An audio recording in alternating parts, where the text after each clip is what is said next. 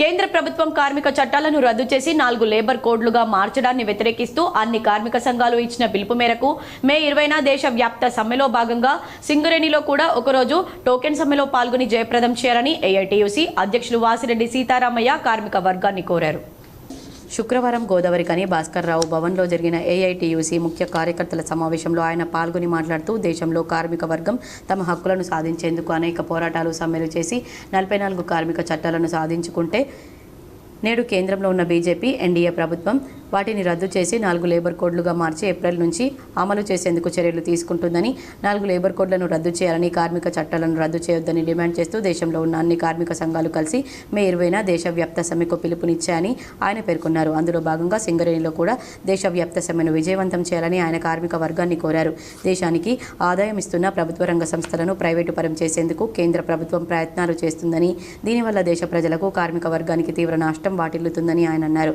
కార్మిక చట్టాలను రద్దు చేయవద్దని, సింగరేణిలో 4 కార్మిక కోడ్ల రద్దుకు వ్యతిరేకంగా సింగరేణి సమస్యల పరిష్కారం కోసం ఓపెన్ కాస్ట్లో బొగ్గు తీసే పనిని కాంట్రాక్ట్లో ఇవ్వద్దని, గత బీఆర్ఎస్ ప్రభుత్వం ఎల్లెందు, కోయగూడెం, ఓసీపీ, సత్తుపల్లి ఓసీపీలను ప్రైవేట్కు ఇచ్చి వాటిని రద్దు చేసి సింగరేణికి ఇవ్వాలని, తాడిచర్ల 2, భూపాలపల్లిలోని వెంకటపూర్ 2 గన్లను వేలంలో వేయకుండా సింగరేణికి ఇవ్వాలని, మనుగూరు ఓసీపీ టాను ఎక్స్టెన్షన్ చేయాలని, గోలేటి 1, మాదారం 1 గన్లను ప్రారంభించాలని సింగరేణి యాజమాన్యం స్ట్రక్చర్ సమావేశాల్లో అంగీకరించిన కార్మికుల డిమాండ్లను వెంటనే అమలు చేయాలని, తదితర హక్కుల కోసం గుర్తింపు సంఘం ఏఐటీసీతో పాటు అన్ని కార్మిక సంఘాలు కలిసి యాజమాన్యానికి సమ్మె నోటీసు త్వరలో అందజేయడం జరుగుతుందని ఆయన తెలిపారు.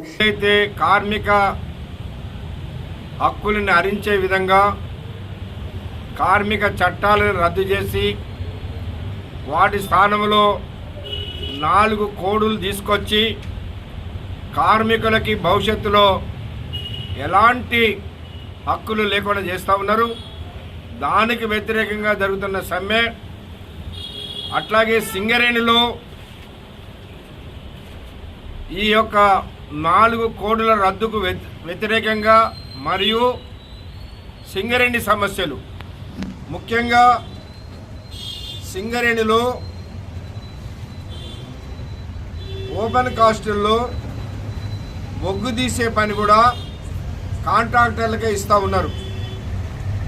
దీనివల్ల భవిష్యత్తులో సింగరేణిలో పర్మనెంట్ కార్మికులు పోయి మొత్తం కాంట్రాక్ట్ కార్మికులే వస్తారు. అట్లాగే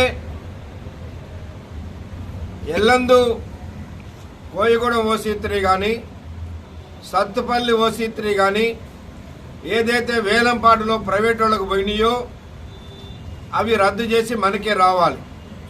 ఎందుకంటే సత్తుపల్లిలో ఓసీ3లో ప్రైవేట్ వాడు ఓబీ తీస్తే వానికి మట్టి పోసుకునేటటువంటి స్థలం లేదు.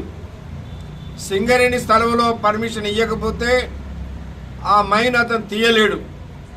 కాబట్టి మట్టి పోయటానికి ప్రైవేట్ వాడికి సింగరేణి స్థలంలో అవకాశం ఇవ్వొద్దని డిమాండ్ చేస్తూ ఉన్నాం.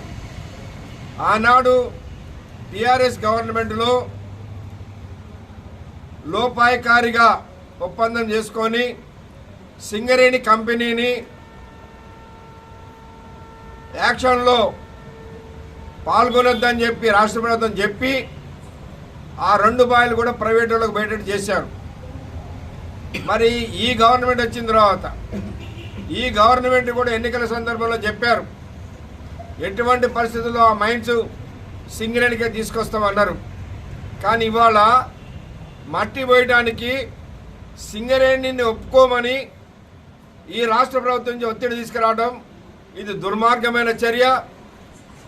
కాబట్టి దీన్ని కూడా వ్యతిరేకిస్తూ ఉన్నాం.